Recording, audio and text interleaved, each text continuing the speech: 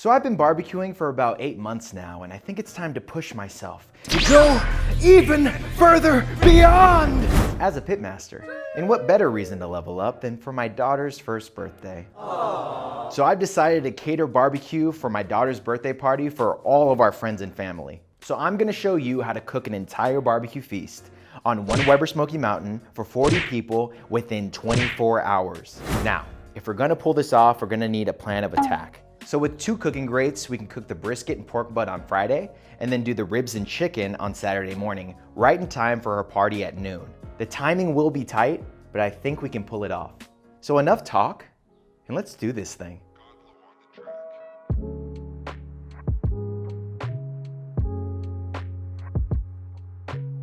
Okay, so day 1 of our cook, we are doing the pork butt and the brisket. So I'm gonna start out with the pork butt. So we are working with a boneless pork butt. I'm cooking this exactly the same way as I cooked pork butt on my last video. However, I am making one change. So basically, in order to cook this pork butt with the brisket, I have to go really low and slow. So I'm gonna end up cooking this pork butt for about 22 hours. And I'm gonna be doing it between 200 and 225 degrees. So because it's boneless, my fear is that it's gonna start falling apart because the bone isn't there to kind of keep it in place. So I have some butcher's twine that I'm gonna use to basically bind it together and make sure that it doesn't fall apart as I'm cooking it low and slow. Okay, disclaimer, I have no idea how to use butcher's twine. I was gonna watch a YouTube video on how to do it, but yeah, the video was too long. So I'm gonna go ahead and score the fat cap, and then I will go ahead and tie it up.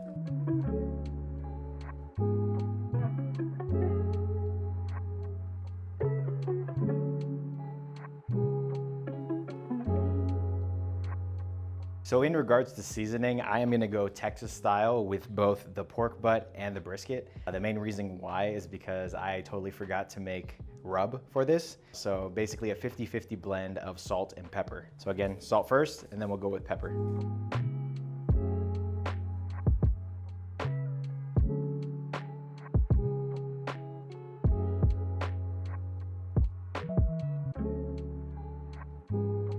So for the pork butt, we are going to be cooking this fat side up, and we're gonna be cooking it on the 2nd grate. So brisket on top, pork butt at the bottom. Okay, so now on to the brisket.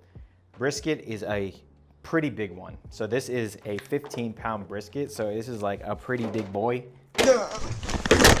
Because we're cooking so low, I wanna make sure that I don't have too much fat on my brisket, so I'm gonna be pretty aggressive with how much fat I take off of it. The reason being is that temperatures aren't super high, so we're gonna have trouble rendering the fat because we're cooking so low. So I'm gonna try and make sure that I keep just a 1/4 inch of the fat on this brisket. And at the same time, you know, I'm an anabolic barbecue channel, so the less fat, the less calories, that's really good.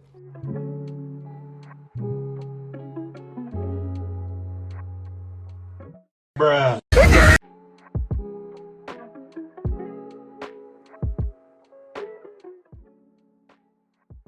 So as you can see, the flat is uneven.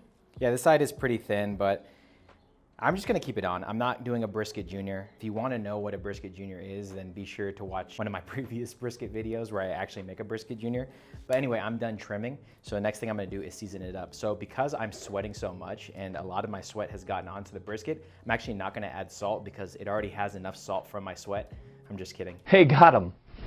So I'm just gonna add salt first, and then we'll go pepper after.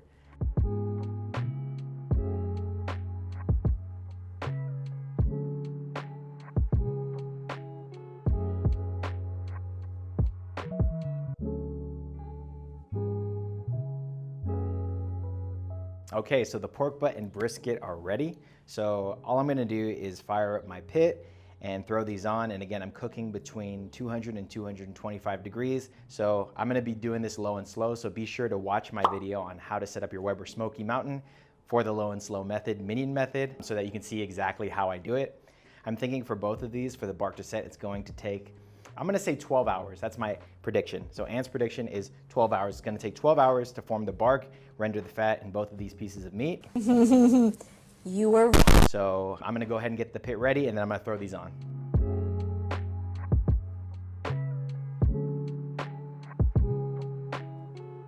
Okay, so the meat is on. So basically this is just a waiting game. Just like my other cooks, all I'm gonna do is let the bark set. Once it starts to get crispy on the edges, then I'm gonna go ahead and start spraying the sides. And then from there, I'm just gonna wait until the bark sets. So I will probably just catch you guys when it's time to wrap. So I will see you guys then.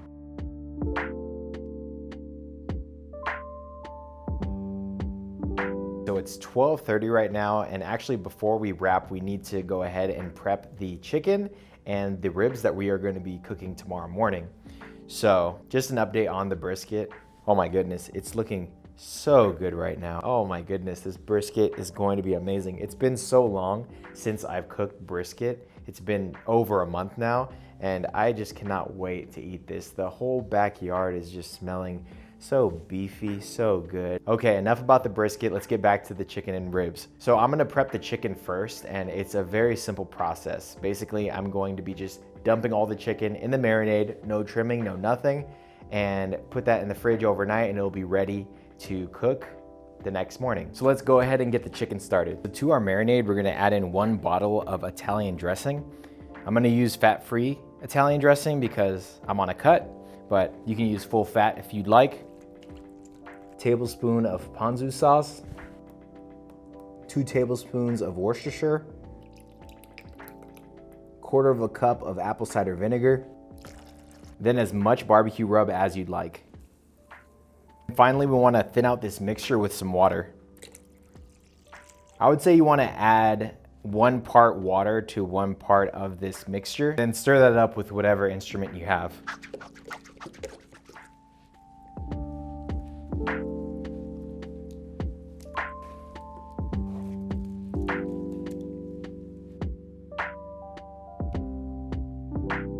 So that was enough marinade for about 20 legs. So just make sure that you have a container that's big enough to hold all of the chicken and the marinade, and you should be good to go.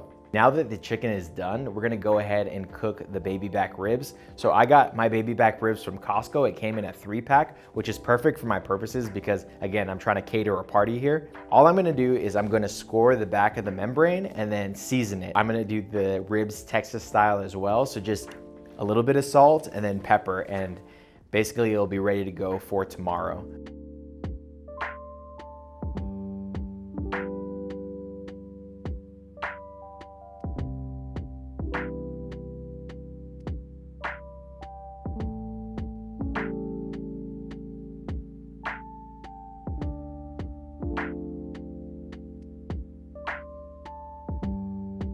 So I'm gonna go ahead and stick these in the fridge and they will be ready to cook tomorrow. In the meantime, I will catch you guys once the brisket and the pork butt are ready to wrap.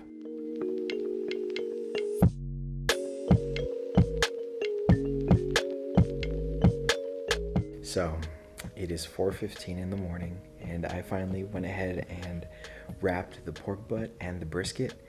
Sorry, I have to be quiet because my family's sleeping.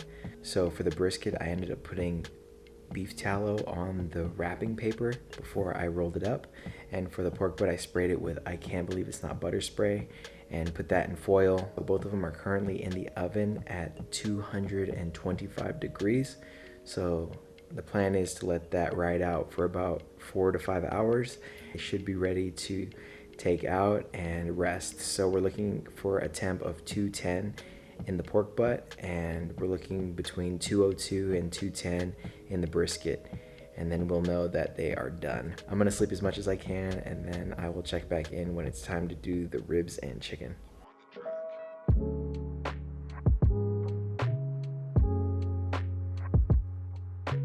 Hey, good morning. So I ended up getting about an hour of sleep and I had to wake up at 7 to get the chicken and the ribs out of the fridge and onto the grill. So I went ahead and just shook the charcoal grate, made sure all the ash fell down, and then I replaced the wood and the charcoal and got the pit up to about 295. Trying to cook between 275 and 300 to cook both the chicken and the ribs. So basically for the chicken, all I did was drip dry the chicken to get most of the marinade off of it. And then I went ahead and just put pepper on both sides of it. And then for the ribs, I just put it on the grate as is. So I put the chicken on the bottom grate and then the ribs on the top. And that was kind of the reasoning for why I wanted to do a marinade with the chicken. I wanted to make sure that it was moisturized from the marinade because I'm not gonna be able to really spray it as liberally as I want. So that's pretty much the plan for the ribs and chicken. Also, the brisket and the pork butt are doing really well. They're at about 190 internal. So I know that probably in the next like 15 to 20 minutes, they'll probably be ready to pull. So yeah, I will go ahead and check back in when all the food is ready.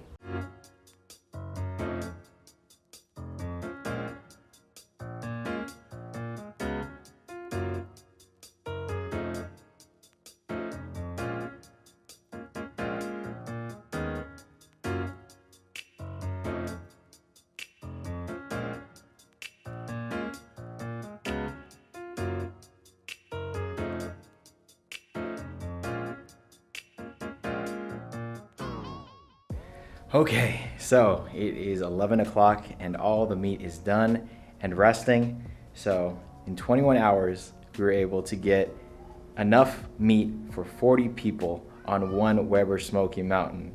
We did it, boys. But anyway, I'm gonna say my goodbyes here because I'm gonna end this video with some epic B-roll shots of all the food.